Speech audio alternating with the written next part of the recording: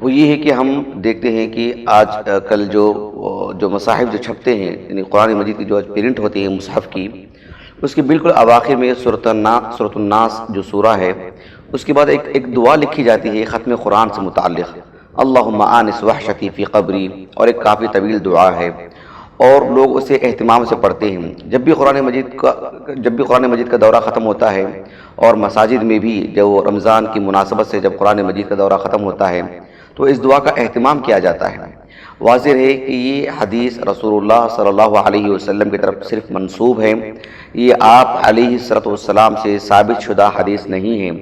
شیخ محمد ناصر الدین البانی رحمہ اللہ نے اس حدیث پر موضوع کا حکم لگائے ہیں،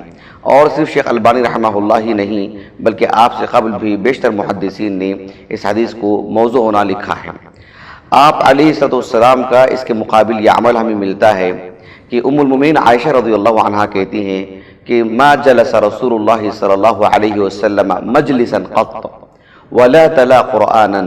ولا صلی صلاة الا ختم بهذه الکلمات، کہ آپ علیہ السلام جب کبھی بھی مجلس میں بیٹھتے یا قرآن مجید کی تلاوت کرتے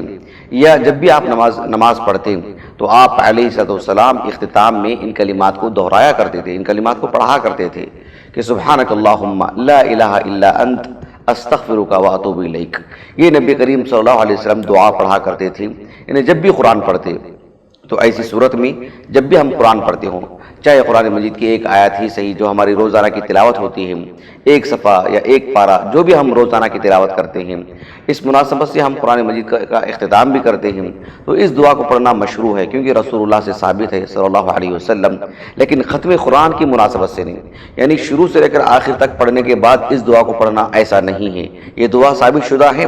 لیکن تلاوت کے بعد ختم قرآن ایک الگ مسئلہ ہے، روزانہ کی تلاوت اور ہمہ وقت کی جانے والی تلاوت دو الگ الگ مسئلے ہیں۔ ختم قرآن پر کوئی بھی دعا رسول اللہ سے ثابت نہیں ہے صلی اللہ علیہ وسلم، تو اس دعا کا اہتمام کریں، اور پھر قرآن مجید کی تلاوت جب بھی کرتے ہیں اس کے بعد صدق اللہ العظیم کہنا، یہ بھی رسول اللہ سے ثابت نہیں ہے صلی اللہ علیہ وسلم۔ حالانکہ بات صحیح ہے، اللہ کی بات سچ ہے، صدق اللہ العظیم، لیکن اس کو بطور ایک وظیفہ، ایک دعا یا ایک ذکر کے طور پر قرآن مجید کی تلاوت کے بعد کرنا، جیسے عام طور پر خرہ کرتے ہیں، یہ رسول اللہ سے ثابت نہیں ہے، سوائے اس کے کہ امام نسائی رحمہ اللہ کی السنن الکبریٰ کا جو میں نے حوالہ دیا ہے ابھی، اس حدیث کے علاوہ کوئی اور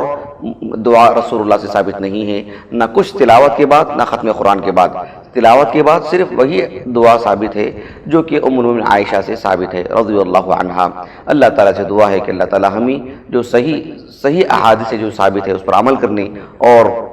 جو بھی احادیث ضعیفہ ہیں، موضوعہ ہیں، اس سے اجتناب کرنے کی اللہ تعالیٰ ہمیں توفیق عطا فرمائے۔